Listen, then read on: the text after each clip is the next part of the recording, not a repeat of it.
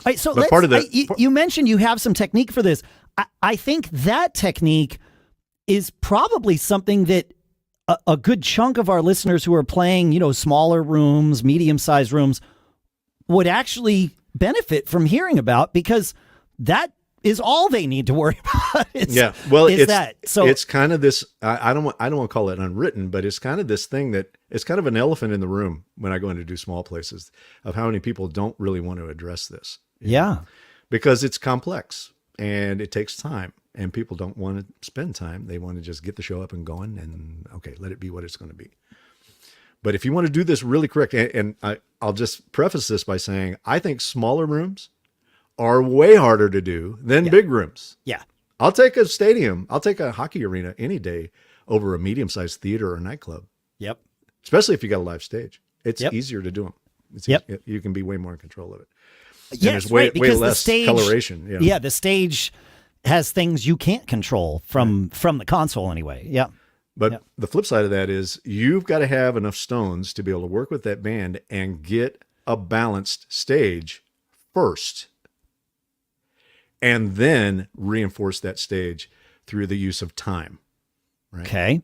And we could never do this in analog. We could only move we might be able to move the PA back and forward a little bit to get time at the back line. Physically, the speakers, you mean? Yeah. Well, I mean, in time, we had some digital delay where we could move the time. Right? Got it. Right. But in a small club, now that we have digital consoles, you actually have the ability to move the microphone back in time, right?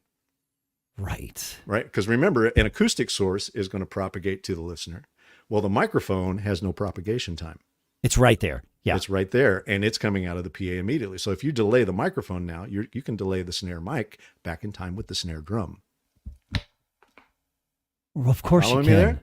I totally follow you there. Yeah, because you want that transient to hit synchronously to the listener, as opposed to it comes out of the speaker and then you hear the sound that came off the drum finally hitting you. Yeah. Now, there is a balance to doing this. Obviously, you want to make the alignment point the place where the snare drum is the loudest acoustically and the loudest coming out of the PA.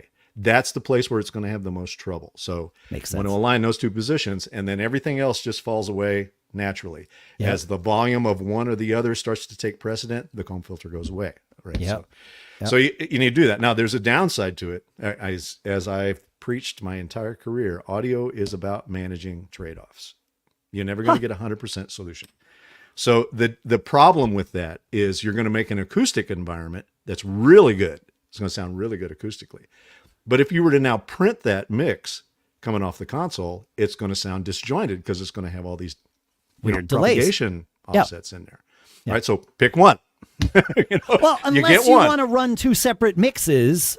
But that's difficult even to do that on a digital console because the channel delay is going to come so early in the chain. So you'd almost need to run like splits and have two separate consoles to do that mix. Well, you got to have a lot of output capability on the console if you really want to do it. So I mean, to kind of let the cat out of the bag on how we were doing it for Petty, is we had matrices driving the front fill that took audio subgroups that I could manipulate time on.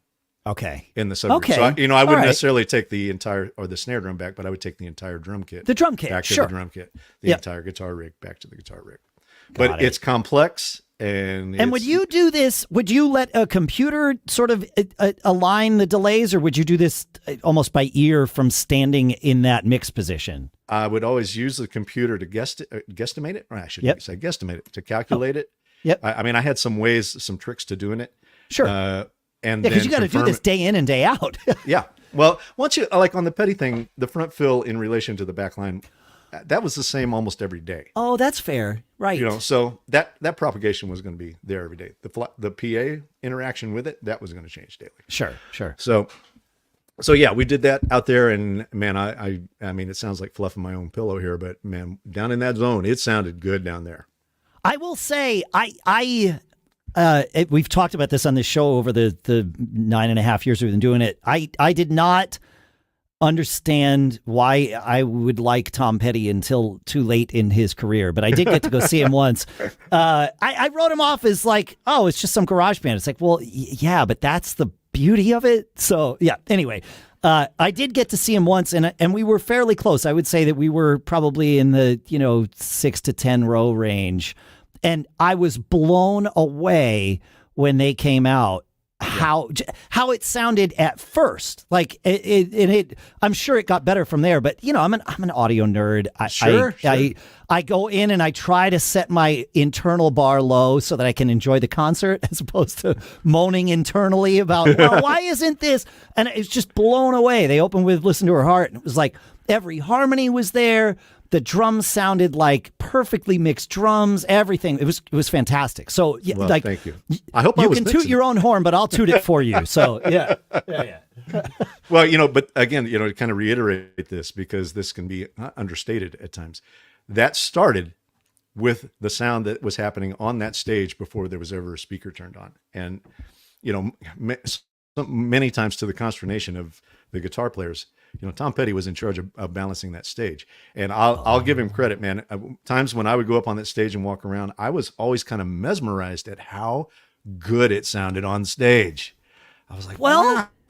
I mean, no matter where I'm standing up here, I can hear everything going on up here, and it must have just made for this really inspiring environment to play and sing in, Yeah. So I've always, it drives me nuts when bands don't even know that they could be thinking about making a stage sound good, not just for the stage, but for the house too, right? Like, it's all because it part impacts of the house. Absolutely, it does. Yeah, of course. But it's like, start with the stage, and if the guitar is 5 times as loud as the snare drum, and the snare drum's 5 times as loud as the guitar, think about that. Like, is this? Yeah. Like, what are you doing to yourselves in the audience here? I preach this all the time, so it makes a difference. Again, it's going to sound like I'm fluffing here, but again, you've got to have somebody. In that case, it was Tom and me. I think you got to have somebody that has that vision and works toward that goal. I mean, and it has to be somebody that the band respects to say it. Yep. But to say, hey, okay, do what you need to do, but you're just way too loud right now for this room. Yes. Take care of it however you got to take care of it.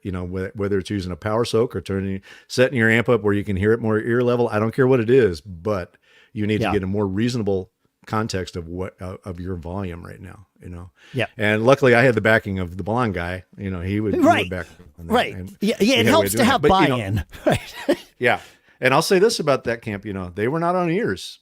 That was all wedges, backline, etc. The only time Ferroni was ever on ears was if he was going to play to a click track on something. Okay. And we got to a period later in Tom's career where he was using one ear and a wedge.